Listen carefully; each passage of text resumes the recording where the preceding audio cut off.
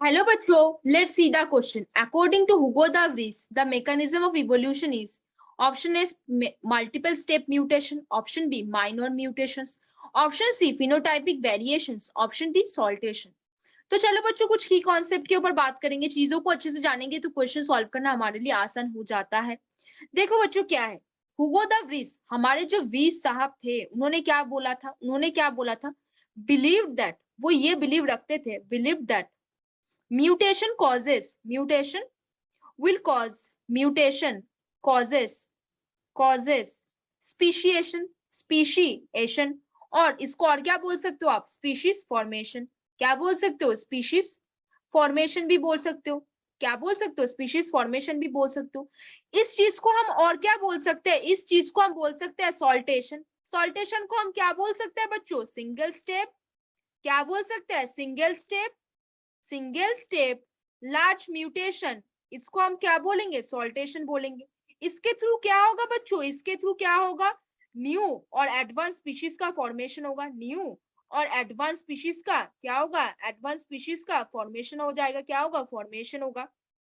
क्या होगा, फॉर्मेशन होगा। ही बिलीव्ड, अब कुछ और चीजों में भी बात करेंगे। देखो बच्चों, ही बिलीव्ड मतलब डी वरीस साहब की बात कर रहे हैं। ही believed that the minor heritable variations, minor heritable variation which are mentioned by Darwin, which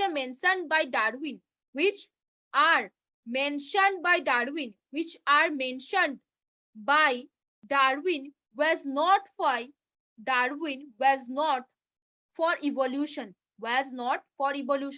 मतलब मान लो कोई ऐसा स्पीशीज है जिन्होंने क्या किया है, अपने एनवायरमेंट के सिचुएशंस को देख के उसके बॉडी में म्यूटेशन हुआ है। म्यूटेशन होने के वजह से उसमें स्पीशिएशन के क्रिएट हुआ है। स्पीशिएशन होने के वजह से एक स्पीशीज से दो और तीन नया नया स्पीशीज बन चुका है, स्पीशीज बन चुका है।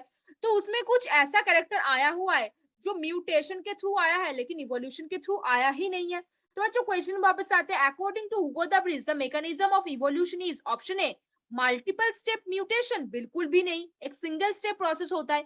माइनर म्यूटेशन, बिल्कुल भी नहीं, बहुत लार्ज इफेक्ट देता है वो। फिनोटाइपिक वेरिएशन, बिल्कुल नहीं, म्यूटेशन होगा तो वो जीनोटाइपिक वेरिएशन क्रिएट करेगा। क्या करेगा, जीनोटाइपिक। जब वो जीनोटाइपिक वेरिएशन आएगा तभी वहां से फिनोटाइपिक वेरिएशंस भी आने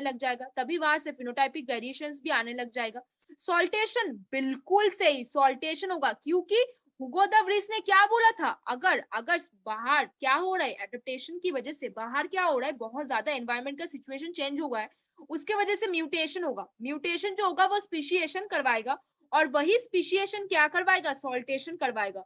इस चीज को दूसरे नाम से हम सॉल्टेशन बोलते हैं। Saltation basically single step large mutation को बोला जाता है। तो यहाँ पे कौन सा आंसर हो गया बच्चों, वेरी गुड, आपने तो पकड़ लिया, option D will be the answer over here.